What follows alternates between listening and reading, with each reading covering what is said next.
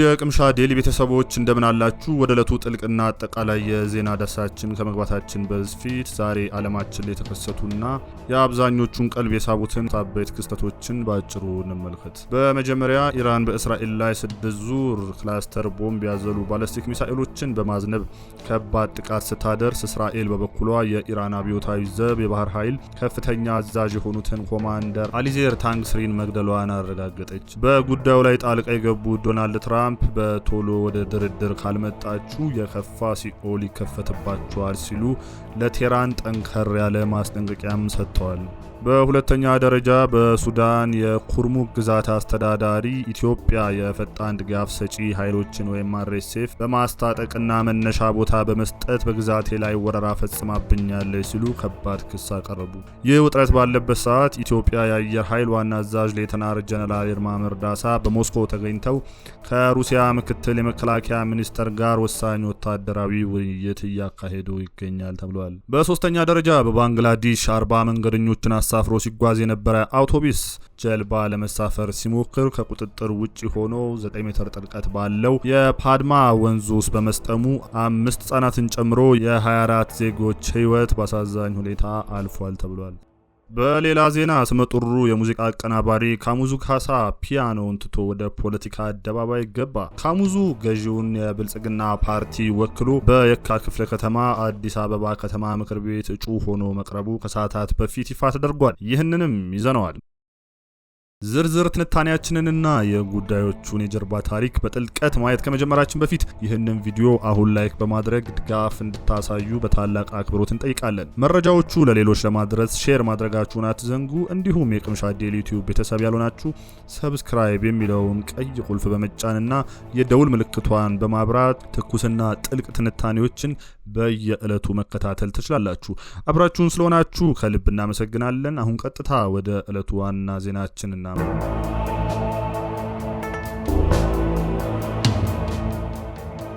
በመጀመሪያም የመካከለኛው ምስራቅ ውጥረት ከቀን ወደ ቀን አዲስ መልክ እያዘ ይገኛል። ዛሬ ከጥቂት ሰዓታት በፊት የወጡ መረጃዎች እንደሚያሳዩት በኢራንና በእስራኤል መካከል ያለው ጦርነት ማይመለስበት አደገኛ ደረጃ ላይ ደርሷል። ላለፉት 27 ቀናት በተካሄደው በዚህ ጦርነት ዛሬ ሐሙስ ማለዳ ላይ ኢራን ከ14 ሰዓት አንጻራዊ ጸጥታ በኋላ በእስራኤል ላይ 6 ተከታታይ የባላስቲክ ሚሳኤል ዙሮችን አዝንባለች። ጥቃት የተለየ የሚያደርገው ኢራን የተጠቀመችው የሚሳኤል አይነት ነው። ሚሳኤሎቹ የተሸከሙ ክላስተር ቦምብ በመባል የሚታወቀውንና አንድ ትልቅ ቦምብ በአየር ላይ ሲፈነዳ በመቶዎች የሚቆጠሩ ትናንሽ ቦምቦችን በሰፊ ቦታ ላይ የሚበትነውን አደገኛ የጦር መሳሪያ ነው። በዚህ ምክንያት በእስራኤል ማዕከላዊና ሰሜናዊ ክፍሎች በሚገኙ ከ150 በላይ ቦታዎች ላይ የቦምብ ፍንጣሪዎች ያረፈ ሲሆን 9 ሰዎች ጉዳት ደርሷል። ከእነዚህ መካከል በካፈር ቃሲም በተባለችው የአረብ እስራኤላውያን ከተማ ውስጥ አንድ ህንፃ ላይ ቦምብ በማረፉ 55 ዓመት ዕድሜ ያላቸው 2 ግለሰቦች ቆስለዋል። ይህ ጥቃት በሚሊዮን የሚቆጠሩ እስራኤላውያን ወደ መጠለያ እንዲሮጡ ያስገደደ ሲሆን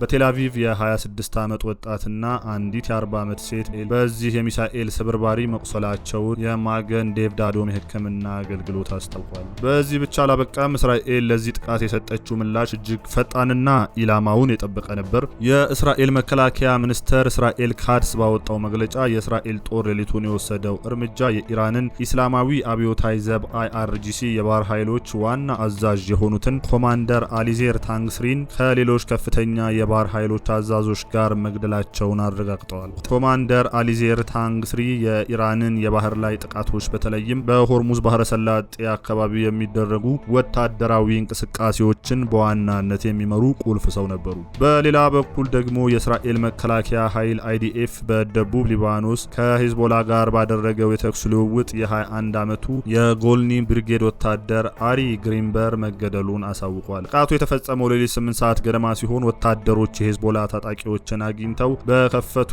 ተኩስ በርካታ የሂዝቦላ ታጣቂዎችም መገደላቸው ተገልጿል። ይህ ሁሉ እየሆነ ባለበት ሰዓት የአሜሪካ ፕሬዝዳንት ዶናልድ ትራምፕ በማህበራዊ ሚዲያ ገጻቸው ላይ ለቴህራን መሪዎች ከባድ ማስጠንቀቂያ አስተላልፈዋል። ትራምፕ ጦርነቱን ለማስቆም በቀረበው ባለ 15 ነጥብ ተኩስ አቁም ስምምነት ላይ በፍጥነትና በቁም ነገር ወደ ድርድር ካልመጣችሁ ወታደራዊ ወታደራዊ ሽንፈታችሁን ተቀበሉ፣ አለበለዚያ ከዚህ ቀደም ካያችሁት የከፋ ሲኦል ይከፈትባችኋል ሲሉ አስጠንቅቀዋል።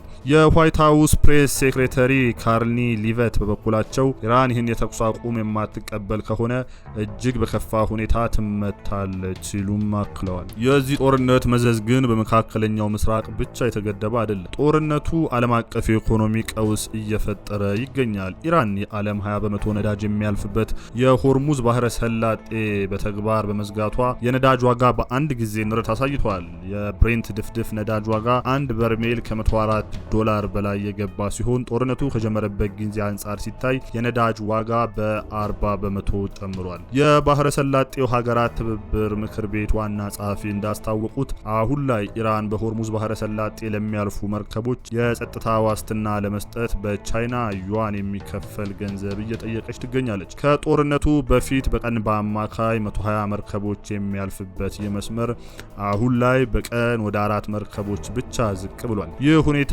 በተለይ በኢሲያ፣ አፍሪካ፣ ላቲን አሜሪካ ባሉ ታዳጊ ሀገራት ላይ የነዳጅ እጥረትና የኑሮ ውድነትም አባብሷል። ከመካከለኛው ምስራቅ የጦርነትና የነዳጅ ፖለቲካ ትኩሳታችን ወደ አፍሪካ ቀንድ ስንዞር የሀገራችንን የጂኦ ፖለቲካዊ ሚዛን የሚፈትንና የዲፕሎማሲው መድረክ ያመቁ ትኩስ ዜናዎች እናገኛለን። በጎረቤት ሱዳን እየተካሄደ ያለው ደም አፋሳሽ ጦርነት ወደ ድንበራችን መቃረቡን የሚያሳዩ አዳዲስ መረጃዎች ወጥተዋል። በሱዳን ብሉ ናይል ግዛት ስር የምትገኘውና ከኢትዮጵያ ጋር በምትዋሰነው የኩርሙዝ ግዛት አስተዳዳሪ የሆኑት አብደለቲ አልፋኪ ኢትዮጵያ በከባድ ወታደራዊ ጣልቃ ገብነት ከሰዋል። አስተዳዳሪው ለፈረንሳይ ዜና አገልግሎት ኤኤፍፒኤም በሰጡት ቃለ መጠይቅ ድጋፍ ሰጪ ኃይሎች ወይም አርኤስኤፍ እና አጋሮች በኮርሙዝ ከተማ ላይ ያደረሱት ከባድ ጥቃት መነሻውን ከኢትዮጵያ ግዛት ውስጥ ነው፣ እንዲሁም ኃይሎች ከኢትዮጵያ ድጋፍ እያገኙ ነው በማለት ሁኔታውን እንደ ወረራ ቆጥረውታል። የኩርሙዝ ከተማ ሱዳንና ኢትዮጵያን የምታገናኝ እጅግ ስትራቴጂካዊ ቦታ ስትሆን ቅርብ ቀናት ወዲህ በሱዳን ጦር ወይም ኤስኤኤፍ እና በፈጣን ድጋፍ ሰጪ ኃይሎች አርኤስኤፍ መካከል ከባድ ውጊያ እያስተናገደች ትገኛለች። ፈጣን ድጋፍ ሰጪ ኃይሎች አርኤስኤፍ በበኩላቸው ዛሬ በወጡት መግለጫ ከሱዳን ሕዝብ ነጻ አውጪ ንቅናቄ የሰሜኑ ጋር በመተባበር ኮርሙዝና አካባቢውን ሙሉ በሙሉ መቆጣጠራቸውን አስታውቀዋል። በዚህ ከባድ ባሉት ውጊያ ከ400 በላይ ሱዳን ጦር አባላት መግደላቸውንና በርካታ ከፍተኛ መኮንኖች መማረካቸውንም አክለዋል። ይህ ክስ የመጣው ከወራት በፊት ሮይተርስ ዜና ወኪል ቤንሻንጉል ጉሙዝ ክልል አርኤስኤፍ ታጣቂዎች የጦር ስልጠና እየሰጠ ነው ሲል ካወጣው ዘገባ ጋር ተያይዞ መሆኑን የጉዳዩን አሳሳቢነት ይጨምረዋል። ይህ የድንበር ላይ ውጥረትና ክስ እየተሰማ ባለበት በዚህ ወቅት የኢትዮጵያ ከፍተኛ ወታደራዊ አመራር በዓለም አቀፍ መድረክ ጠንካራ ወታደራዊ አጋርነት ለማጠናከር ሩሲያ ሞስኮ ይገኛሉ። የኢትዮጵያ አየር ኃይል ዋና አዛዥ ሌተናንት ጀነራል ይልማ መርዳሳ በሞስኮ ከሩሲያ ምክትል የመከላከያ ሚኒስተር ቫሲሊ ኮስኮቭ ጋር ተገናኝተው መክረዋል። በኢትዮጵያ የሩሲያ ኤምባሲ ባወጣው አጭር መግለጫ ሁለቱ ከፍተኛ ባለስልጣናት በሁለቱ ሀገራት መካከል ስላለው የመከላከያ ዘርፍ ትብብር፣ የጋራ ተጠቃሚነትና ወቅታዊ ጉዳዮች ላይ ሰፊ ውይይት አድርገዋል። የዚህ ወታደራዊ ግንኙነት ማደግ ትርጉም የሚሰጠው ከጥቂት ሳምንታት በፊት በምክትል አዛዥ አድሚራል የተመራ የሩሲያ የባህር ኃይል ልዑክ ወደ ኢትዮጵያ መጥቶ ከአዲስ አበባ 45 ኪሎ ሜትር ርቀት ላይ በምትገኘው ቢሾፍቱ ከተማ የሚገኝ የኢትዮጵያ ባህር ኃይል ማሰልጠኛ ማዕከልን ጎብኝቶ አቅም በመገንባት ዙሪያ መወያየቱን ስናስታውስ ነው። በሱዳን በኩል ክስ፣ በኤርትራ በኩል የዲፕሎማሲያዊ መሻከር ባለበት በዚህ ቀጠናዊ ሁኔታ ኢትዮጵያ ከሩሲያ ጋር የምታደርገው ወታደራዊ ትብብር አፍሪካ ቀንድን የሀያላን ሀገራት የጂኦፖለቲካዊ ቼዝ ቦርድ እያደረገው መሆኑን ባለሙያዎች ይተነትናሉ። በተያያዘ ዜና የኢኮኖሚ ዜና ኢትዮጵያ የውጭ ዕዳዋን ለማቃለል በሚያስችል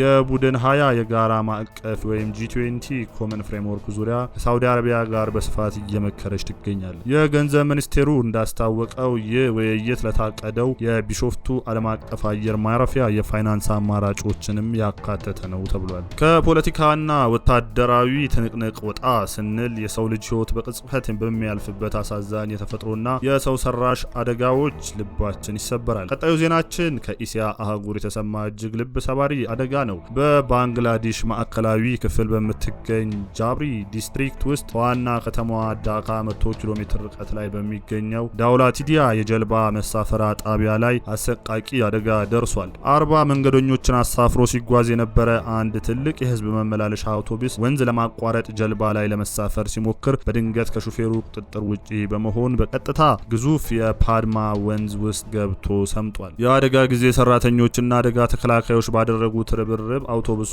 9 ሜትር ወይም 30 ጫማ ጥልቀት ባለው ውሃ ውስጥ የሰጠመ ሲሆን የ24 ሰዎች ሕይወት ማለፉ ተረጋግጧል። የእሳት አደጋ አገልግሎት ኃላፊው ታልሃ ቢን ቃሲም እንደገለጹት ከሰመጠው አውቶቡስ ውስጥ የ22 ሰዎች አስክሬን የወጣ ሲሆን ከነዚህ ውስጥ 5ቱ ምንም የማያውቁ ንጹሃን ህጻናት ናቸው። በተጨማሪም 1 ሴቶችና 6 ወንዶችም ይገኙበታል። ሌሎች 2 ሴቶች ደግሞ በህይወት ከተረፉ በኋላ ሕክምና ላይ እያሉ ህይወታቸው አልፏል።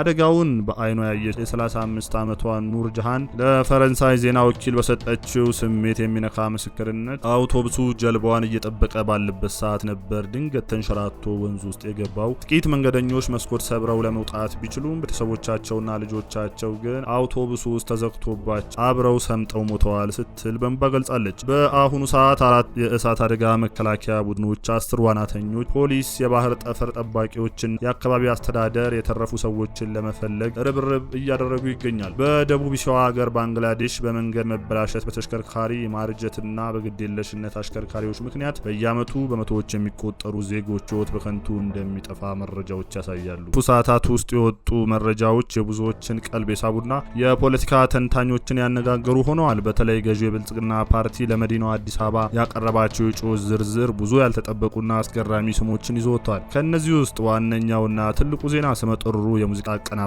ካሙዙ ካሳ የብልጽግና ፓርቲን ወክሎ የአዲስ አበባ ከተማ ምክር ቤትን ለመቀላቀል በእጩነት መቅረቡ ነው። ካሙዙ ካሳ በኢትዮጵያ ዘመናዊ የሙዚቃ ኢንዱስትሪ ውስጥ ላለፉት በርካታ ዓመታት በመቶዎች የሚቆጠሩ ተወዳጅ ዜማዎችን በማቀናበር አዳዲስ ድምጻሚያንን ወደ መድረክ በማምጣትና የሻኩራ ፕሮዳክሽን መስራች በመሆን በህዝብ ዘንድ ከፍተኛ ተወዳጅነት ያተረፈ የጥበብ ሰው ነው። በቅርቡም የኢትዮጵያ የባህልና የሙዚቃ በቻይና ለማስተዋወቅ ትልቅ የሙዚቃ ቱር በማዘጋጀት ስኬታማ ስራዎችን ሲሰራ ቆይቷል። ታዲያ ይህ የሙዚቃ ሊቅ ዛሬ ከስቱዲዮ ወጥቶ በየካ ክፍለ ከተማ የአዲስ አበባ ከተማ ምክር ቤትን ለመወከል በይፋ የምርጫ ካርድ አንግቦ ብቅ ብሏል። የካሙዙ ወደ ፖለቲካ መግባት ብዙዎችን ያስገረመ ቢሆንም ከቀናት በፊት ከጠቅላይ ሚኒስትር አብይ አህመድ ጋር በነበረ አንድ ውይይት መድረክ ላይ ያነሳቸውን ጠንካራ ጥያቄዎችና ያሳየው ተሳትፎ ወደ ህዝባዊ መድረክ የመምጣት ፍላጎት እንዳለው አመልካች እንደነበር አሁን ላይ መገመት ይቻላል። ካሙዙ ካሳ ብቻ አይደለም። ብልጽግና ፓርቲ የከተማዋ ምክር ቤት እንዲቀላቀሉ ካቀረባቸው አዳዲስ እጩዎች መካከል የቀድሞ የኢቲቪ መዝናኛ ፕሮግራም አቅራቢ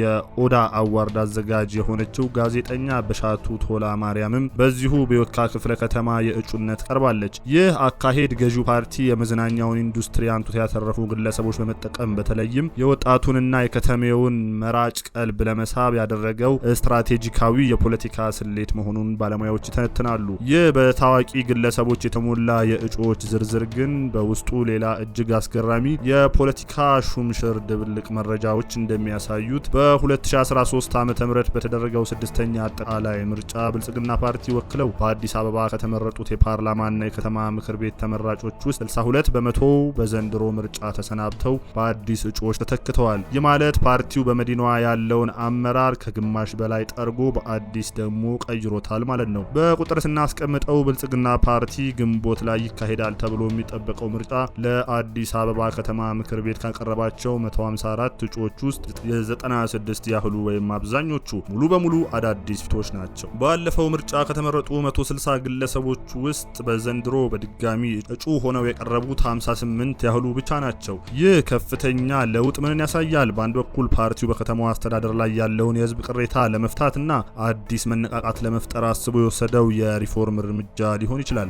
በሌላ በኩል ደግሞ ፓርቲው ውስጥ ያለውን የውስጥ የኃይል ሚዛን ወይም ፓወር ዳይናሚክስ ለማስተካከል የተደረገ ስልታዊ ማጽዳት ነው የሚል አስተያየቶች በስፋት እየተንጸባረቁ ይገኛል። አዲስ አበባን የፖለቲካ ትኩሳት ከኪነ ጥበብ ባለሙያዎች ተሳትፎ ከምክር ቤት የ62 በመቶ ሹምሽር ባሻገር ስንመለከተው የፌዴራል መንግስት ከፍተኛ ካቢኔ ሚኒስተሮች የያዙት የፓርላማ የፉክክር ጉዳዩን ይበልጥ አጓጊ ያደርገዋል። በዘንድሮ ምርጫ ብልጽግና ፓርቲ ለህዝብ ተወካዮች ምክር ቤት ወይም ፓርላማ አዲስ አበባን እንዲወክሉ 20 እጩዎችን ብቻ ነው ያቀረበው። አስገራሚው ነገር ከነዚህ 20 እጩዎች ውስጥ 16 ያህሉ የፌዴራል መንግስት ከፍተኛ ሚኒስተሮችና ባለስልጣናት መሆናቸው ነው። ዝርዝራቸውን ስንመለከት የውጭ ጉዳይ ሚኒስተር ዶክተር ጌዲዮን ጢሞቴዎስ፣ የጤና ሚኒስተር ዶክተር መቅደስ ዳባ እንዲሁም የመንግስት ኮሚኒኬሽን አገልግሎት ሚኒስተሯ ወይዘሮ እናታለም መለሰና የፍትህ ሚኒስቴሯና አሪያ ስላሴ በግንባር ቀደምትነት አዲስ አበባን ወክለው ለፓርላማ ቀርበዋል። ይህ የሚያሳየው የፌዴራል መንግስት ቁልፍ ውሳኔ ሰጪዎች የመዲናዋ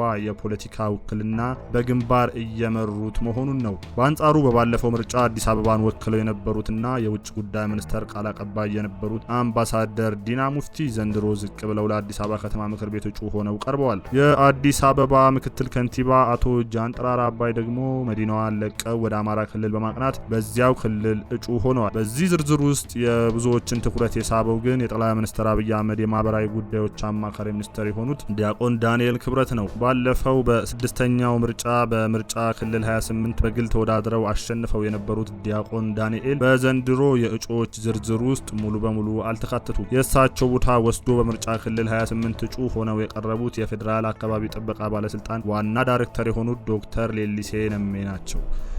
የዳንኤል ክብረት ከምርጫ ውድድሩ መውጣት የራሱ ፍላጎት ይሁን ወይም የፓርቲው ውሳኔ እስካሁን በይፋ የተገለጸ ነገር ባይኖርም በፖለቲካው መድረክ ግን ትልቅ መነጋገሪያ ሆኗል። ገዢው ፓርቲ የራሱ የቤት ስራ እየሰራ ባለበት በዚህ ሰዓት የተቃዋሚ ፓርቲዎች ምን እያደረጉ ነው የሚለውን ቀጣዩና ወሳኙ መረጃዎች ነው። የምርጫ ፖለቲካ ሙሉ በሙሉ በገዢው ፓርቲ ብቻ የተያዙ አይደለም። ብልጽግና ፓርቲ በአዲስ አበባ ውስጥ ለህዝብ ተወካዮች ምክር ቤት እጩ ካስመዘገባቸው 3 ወሳኝ የምርጫ ክልሎች ውስጥ የተቃዋሚ ፓርቲ አመራሮች ጠንካራ ፍክክር ለማድረግ ተዘጋጅተዋል። በቅርቡ በየካቲት ወር መጨረሻ ላይ አስቸኳይ ጠቅላላ ጉባኤ በማድረግ አዲስ አመራሮችን የመረጠው የኢትዮጵያ ዜጎች ለማህበራዊ ፍትህ ኢዜማ መሪዎቹን በቀጥታ ወደ ፉክክር አስገብቷል። ኢዜማ አዲሱ መሪ አቶ ኢዮብ መሳፍንት ብልጽግና እጩ ባቀረበበት ምርጫ ክልል 18 ለፓርላማ የሚወዳደሩ ሲሆን የፓርቲው ምክትል መሪ የሆኑት አቶ ንጋቱ ወልዴ ደግሞ በምርጫ ክልል 23 ጠንካራ እጩ ሆነው ቀርበዋል። በሌላ በኩል ብልጽግና እጩ ባስመዘገቡት ምርጫ ክልል 11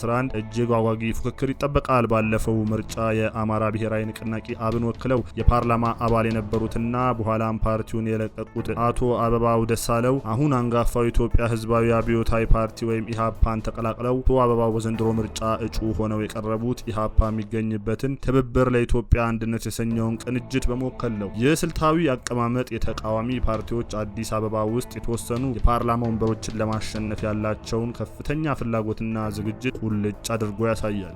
የተከበራችሁ የቅምሻ ዴሊ ቤተሰቦች የዛሬ ዓለማችን ውሎ ይህንን ይመስል ነበር። በአንድ በኩል በመካከለኛው ምስራቅ ኢራን በክላስተር ቦምቦች ያደረሰችው ከባድ ጥቃት፣ እስራኤል የወሰደችው ከፍተኛ የጄኔራል ግድያ፣ የዶናልድ ትራምፕ የሲኦል ማስጠንቀቂያ ዓለምን ወደ ሶስተኛ ዓለም ጦርነት አፋፍ እየገፋ ሲሆን የሚል ከባድ ስጋት ፈጥሯል። የነዳጅ ዋጋ ንረቱም የሁላችንን ጓዳ ማንኳኳቱ አይቀርም። በሌላ በኩል ደግሞ በራሳችን ቀጠና የሱዳን ጦርነት መዘዝ ወደ ድንበራችን እየተጠጋ መሆኑ የሆርሙዝ ግዛት አስተዳዳሪ ክስ ያሳየናል።